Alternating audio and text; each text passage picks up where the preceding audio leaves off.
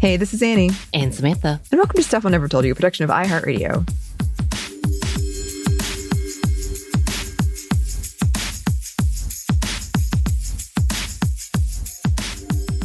And welcome back to the show, Katie Mitchell. It's been a minute, but we are so glad to have you back. Can you introduce yourself to our audience, please? Yeah, thank you for having me back. I'm Katie Mitchell, and I am the author of Prose to the People, a celebration of Black bookstores. Yes. And last time you were on here, you were with our good friend Eves talking about On Theme and the power of Black storytelling. And you mentioned that you were working on this book about Black bookstores. And we were like, yes, you must come back when you complete it. And here you are. And it's coming out as we record this very, very soon. First of all, congrats. Yes, thank you. Congratulations. Yes, it is an amazing book and we'll be talking all about it. But can you give us the rundown of this book? Yeah, I say Prose to the People is an exploration of Black bookstores across space and time. So I had the opportunity to travel all around the country talking to Black bookstore owners, but I also included bookstores that no longer exist. So the book starts in 1830, which most people don't realize that we had Black bookstores in 1830, and it goes all the way to present day. So I hope that people will look at the book and say, oh, hey, I want to go to this store when I'm in, a particular city. But for the ones that are closed, I wanted people to be able to visit them in a way too. Yeah.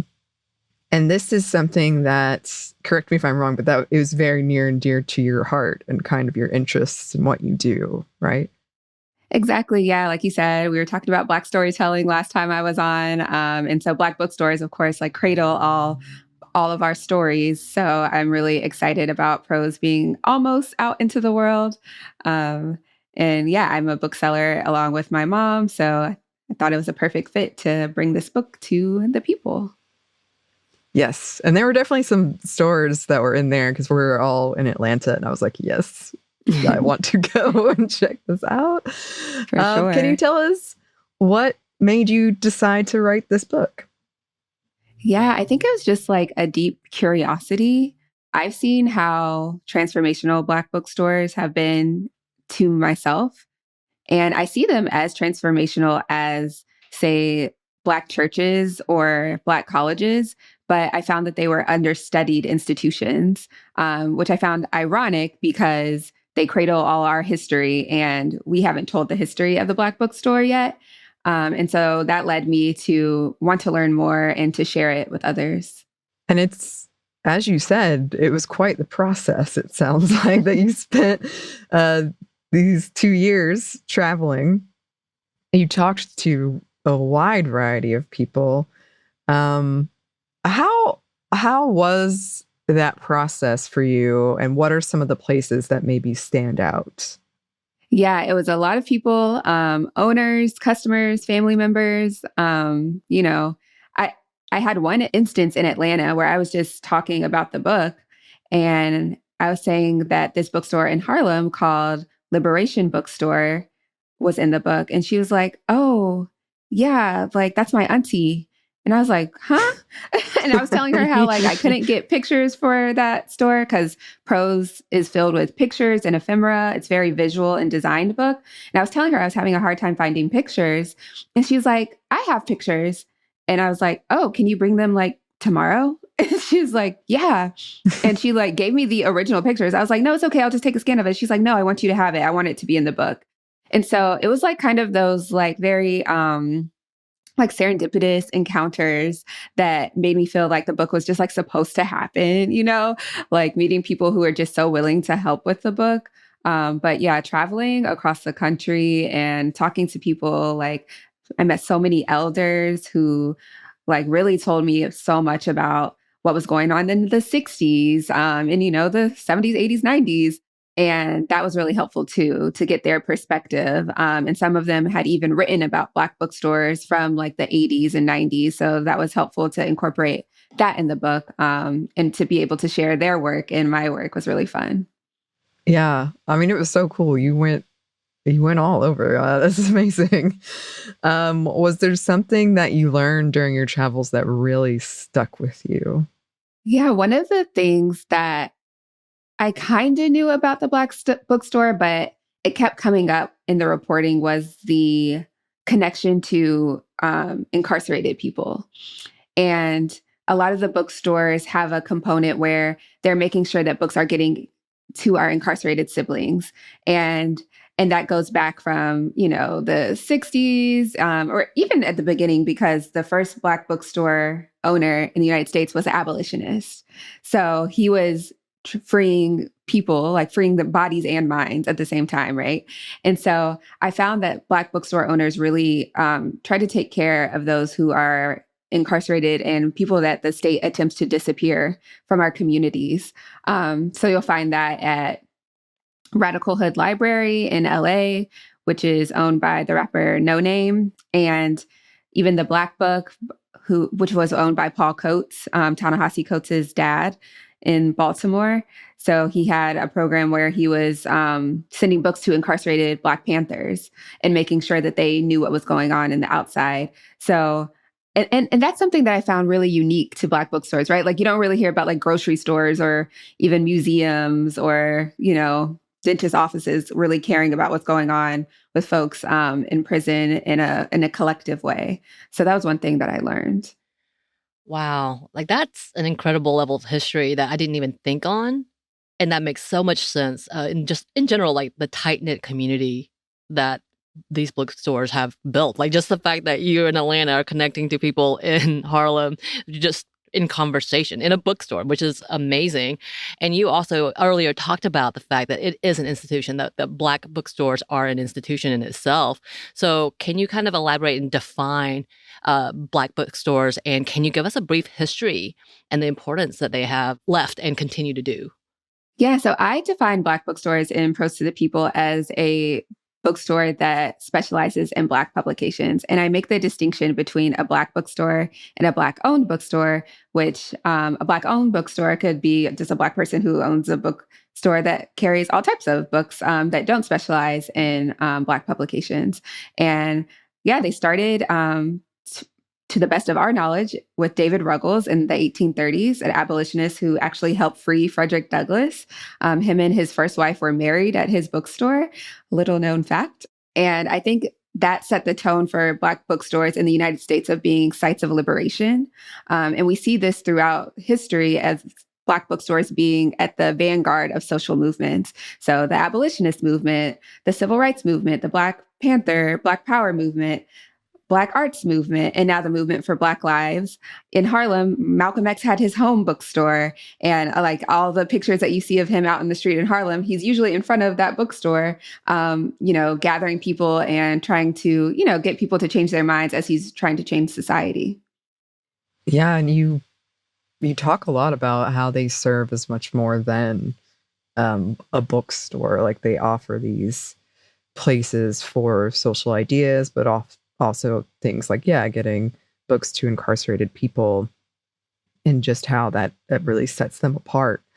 And on top of that, you have so many amazing stories in here, with just this wide range of bookstores, some that specialize in maybe like cookbooks or children's literature or a sci-fi book vending machine. How did you choose? How did you choose these stores?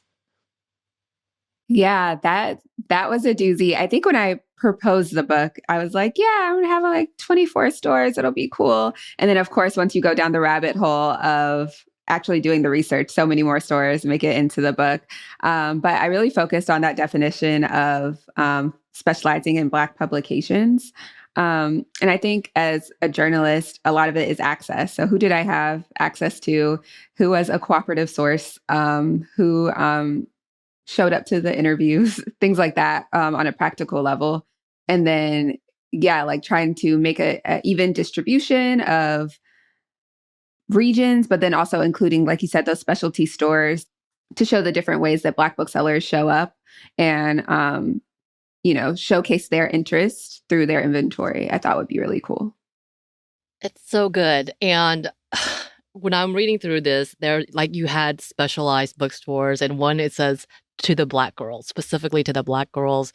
And it was such an amazing, like, ideal, like, yes, this is something that is set up for a welcome community where a lot of times they may not feel like they are welcome. Like, we talk about women in STEM and all the time, and like how long it took in general to feel like they could be a part of that industry or that community in general. But with all of that, some of these stories are so great and based around Black women.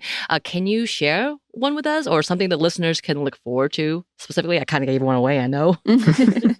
Yeah, the one you're referencing is called Adane. It's in Bed-Stuy in New York. And her store is really cool. I liked it because it was so eclectic.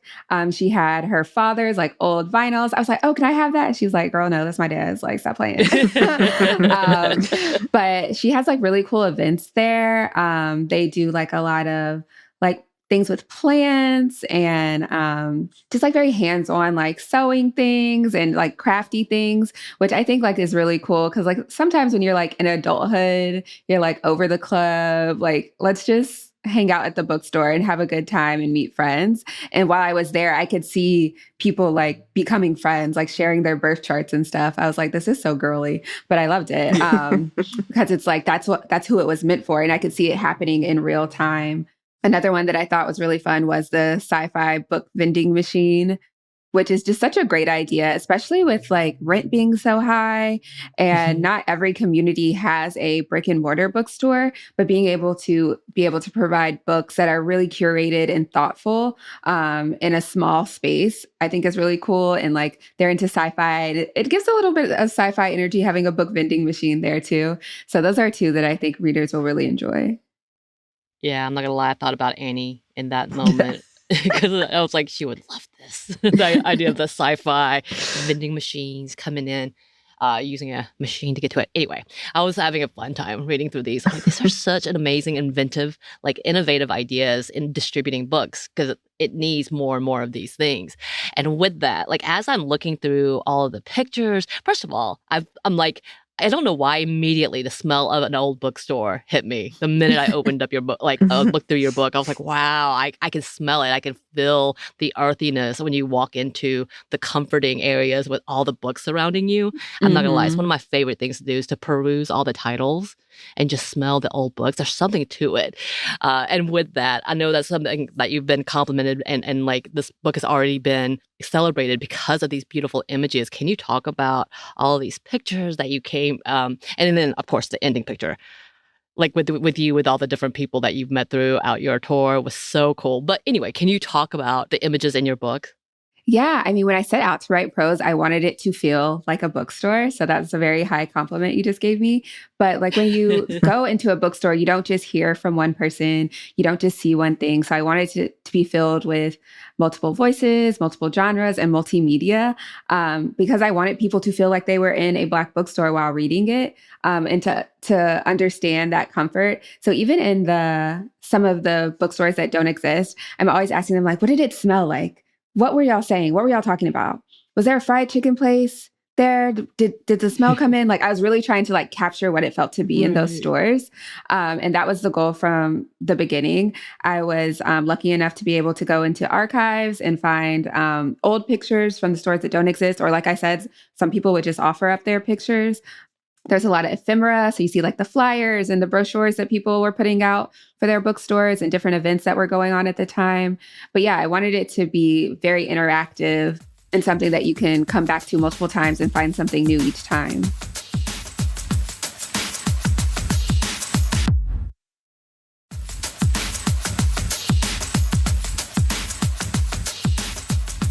I will say also one of the things that really permeated throughout these pictures is just the joy.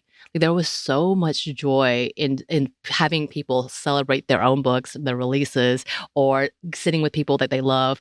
The picture specifically, I think it's like Rosa. Rosa Duffy. Yes, and like all the people that came through her path and like her smile. There was so much joy in these images, and you did such a fantastic job in relaying their stories. And I know you had like interviewed a lot of them. Was that something important that you wanted to show and showcase? Yeah, I wanted to capture everyone's personality. And I think oftentimes with Black stories, sometimes we only get shine when something's like very terrible is going on. And I was like, this isn't that. Like, this is a celebration.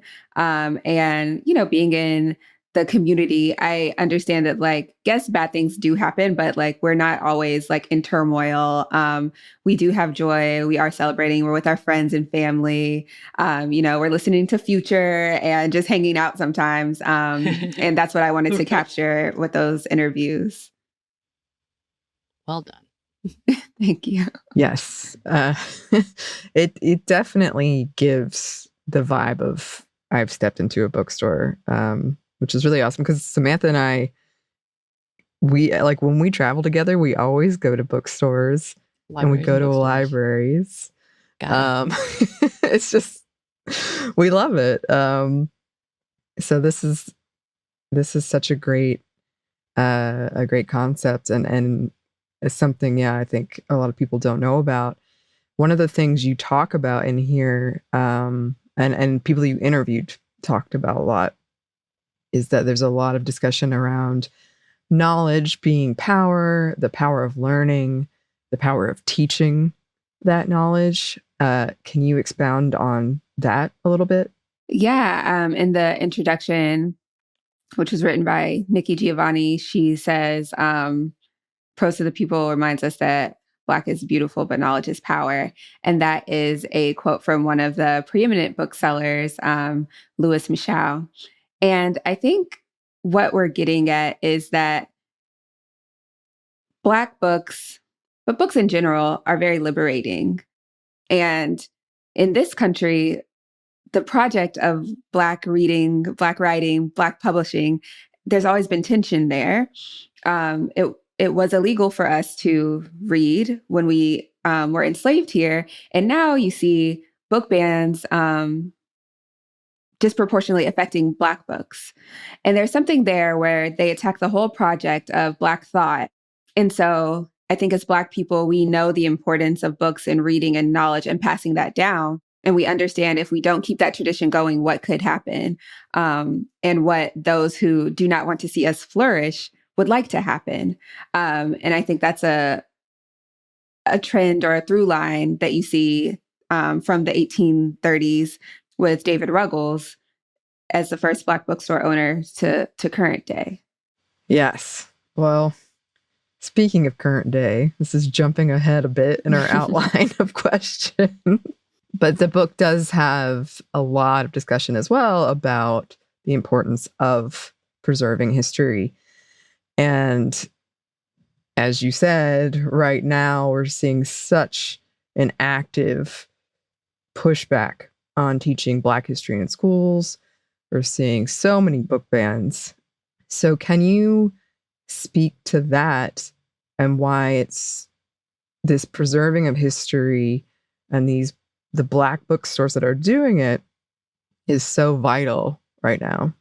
Yeah, I mean, I think the story of the Black bookstore is unfolding in past and present tense. Like with the book showing the bookstores that no longer exist in conversation with those that do, it's the same with our history.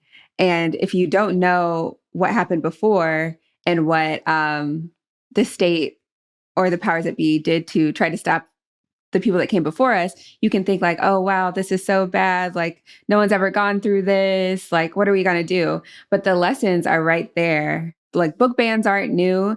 Really, they're kind of tame compared to what, the FBI was doing before.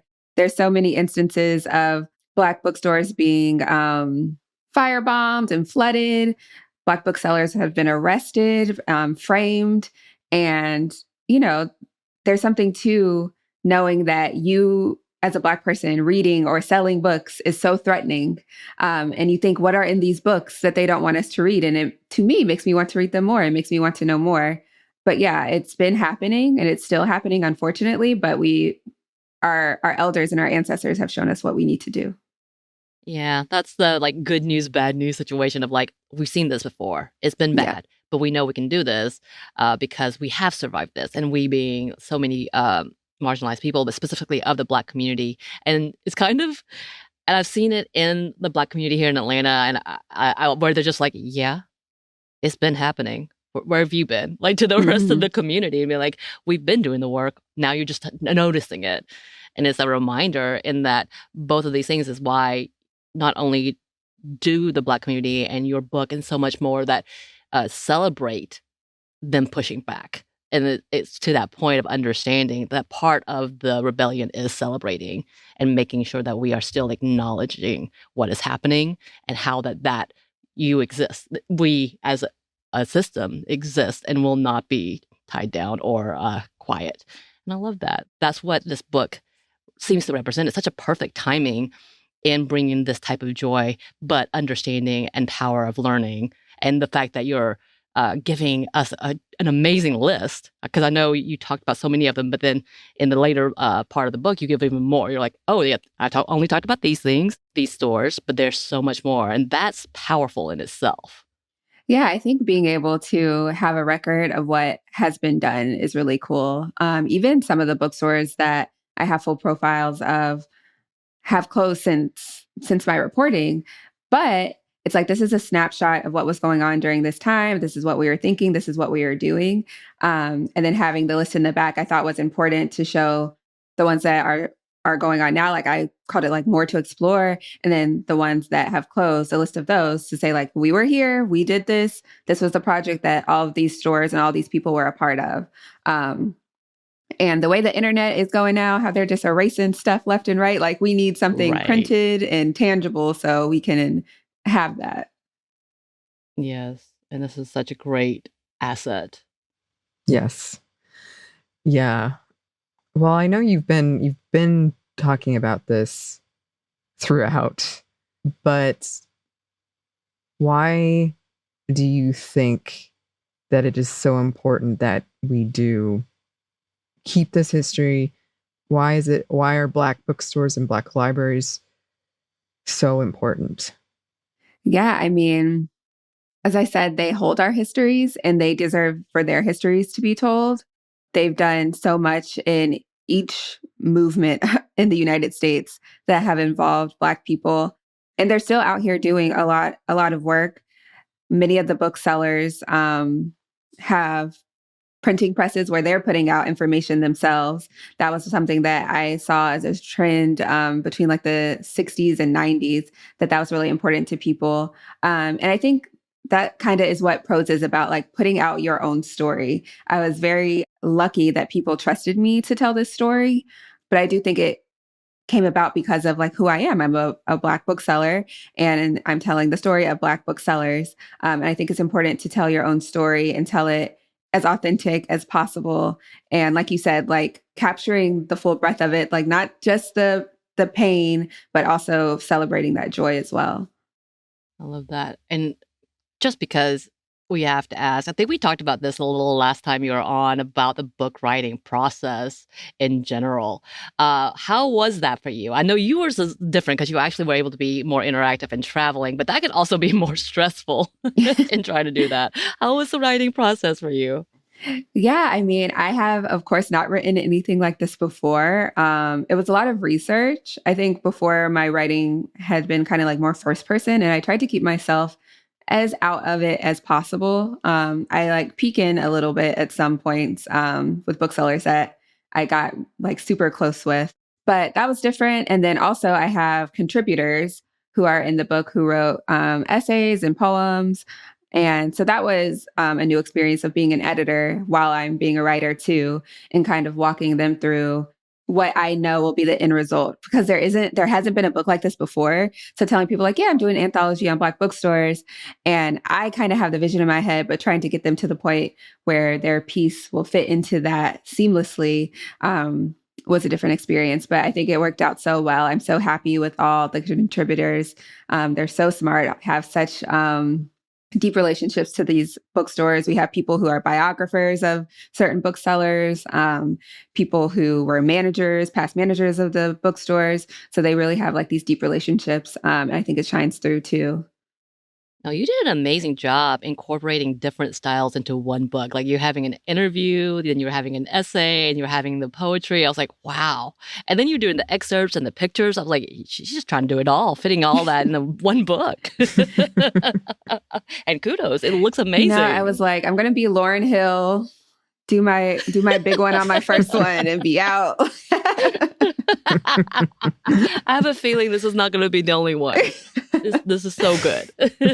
That's what some people are saying. I don't know. just putting it out there. I'm just gonna, that's my prediction. But I'm just gonna. Well, I also love that so much too because it does go back to the, making it feel like you're in a bookstore. Here's all these different types of writing you can find. Yeah, it was just great because I was like, oh, yes, I made me want to go read a bunch of books, like check out a bunch of books or something. There you go, small bookstore. Yes. Yeah, even some of the contributors, like they don't agree with each other. And I like that too, because you go into a bookstore, there's going to be a book that says like the sky is orange and there's going to be one that says the sky is blue, and you get to read both and decide for yourself what color is the sky. So there's different opinions, a diversity of thought throughout. And I think someone will find something that really speaks to them throughout the book.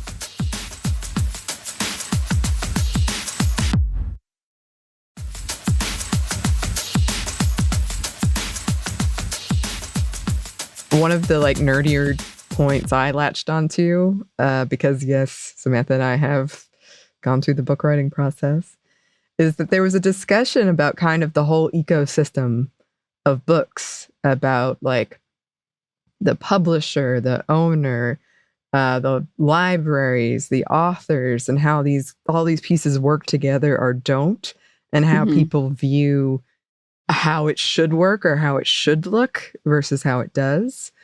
Do you have any thoughts about that? Yeah, so a lot of the booksellers, I'd say in the 60s, were also doing publishing.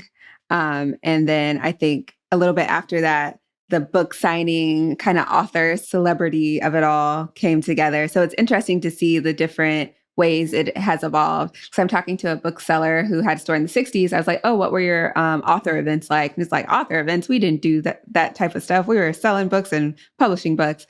And then I'm talking to someone in the 90s. They're like, yeah, Terry McMillan saved our store. Waiting to Exhale. We sold 1 million copies of that. It was great. And so it's like kind of seeing those trends and kind of seeing things that you might take for granted. Like, oh yeah, of course, these bookstores are doing author events multiple times a week, but that hasn't always been the case. Seeing the importance people put on publishing your own work and having a press and being able to say what you want to say and not having to deal with the big publishing houses was something that I saw that people saw to be important.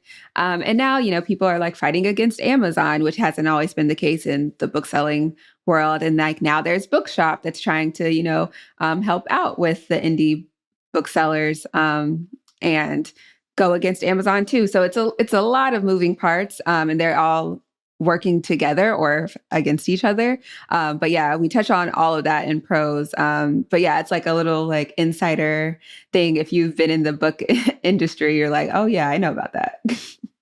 I love that. You kind of get the book world that you never knew what existed. Exactly. The little beef that's happening behind the scenes. You're like, well, I didn't think about that. I do forget about the fact that there was whole press, they were releasing their own books, and the level of independent authors who are trying to just get their pamphlet out there, or the novellas out there to make a point. So it's really interesting to think on that, especially when you go through the historical context of bookstores and publishing books, and then fighting in civil rights eras and what that looks like, and then what that looks like for today in the midst of literal attack on the Black community by saying that Black history should not exist because it makes us sad. It's just, that's a whole different conversation. But the importance of trying to support those businesses, and I know this seems like an obvious question, but with everything outside of just buying from these independent bookstores and supporting these bookstores, what can we as those that would like to be seen as allies, what can we do to make sure that we are supporting these businesses if it's not just by visiting them? Yeah, I think one way that say would be like the most sustainable is to make them a part of your normal life. Like, not just like, oh, like this really popular book's coming out, I'll buy it from the Black bookstore, which is great. But like I said, they're doing these events every week. They have reading circles. They're bringing in authors, they're having writing salons. So kind of making it a part of your life in a way that fits naturally. So you don't feel like, oh, I'm doing like this charitable thing. Like, no, I'm getting something out of it. The bookstore is getting something out of it. I'm really embedding into my community, I think is the best way to do it. And even like going back to like the book ecosystem, one thing that I thought was interesting was even in the 60s, the big box stores were stealing from the Black bookstores. They would like go in, write down what they had, and then there'd be a display of the Black books there. So kind of being cognizant of what these big box stores and Amazon are doing, because you kind of might think like, oh, the big guys aren't even paying attention to the little guys. But the little guys are, on the ground, they know the community and can really curate. And then, the big behemoths can just like take and scale it to a way that makes it so that the indies can't compete. So being like a little bit more aware of how you're supporting people and their business practices. Well, on top of that, is there something that, as you're closing this chapter, this book is coming out, is there something that you're really hopeful for in terms of Black bookstores and or trends that you're hoping will come about? Yeah, I mean, I hope Black bookstores, I would like to see them on every corner. They're a lot in the book, but when you like travel around, they're kind of few and far between. And I think there should be more. They should be supported. And I would love to see someone, write another book about Black bookstores and include the ones that weren't included, and like continue this work of celebrating the Black bookstore as an institution and, highlighting what we've done in the community. That would be something that I think is really nice. Yes, absolutely. And for you yourself, do you have any projects on the horizon that you're excited about? Well, I am about to go on tour, so that is my next project. Kicking it off in Atlanta at the Georgia Center for the Book on the 8th. So maybe I'll see y'all there. All right, I'm writing it down. The 8th of April? 8th of April, Georgia Yes, Center okay. for the Book, 7 p.m. Yeah, and I'll be around the city. I'll be in Washington, D.C., Philadelphia, and New York. So focusing on that, and then we'll see what happens from there. Yes. So, well, you might want to take a break after that, but that sounds amazing. I see a break in my future, yes.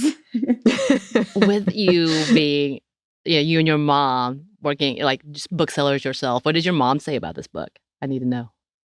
Has she read it? Yeah, she's read it. She got to see it early. And because like when I was writing it, I would just like go to the library.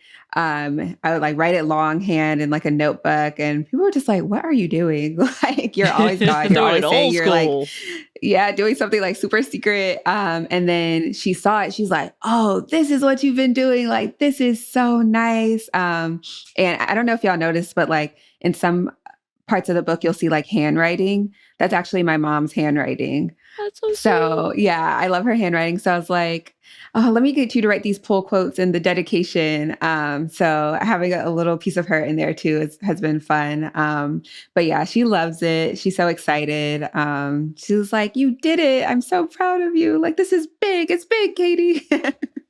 Oh my God, I'm not gonna lie. Having her being a part of that book just makes me so emotional for you. That's amazing. And I love that, like, the bond between you and that you have that in your first book as like a memento for both of you. That's beautiful. Yes, thank Feeling you. all the emotions now. Well, thank you so much, Katie, for joining us today, for coming back on. We would love to have you anytime. Congrats again about the book. Where can the good listeners find you? They can find me on Instagram. I'm at goodbooksatl on Instagram. And if you want to keep up with the book, it's prosetothepeople.com. Yes, and it comes out April 8th, correct?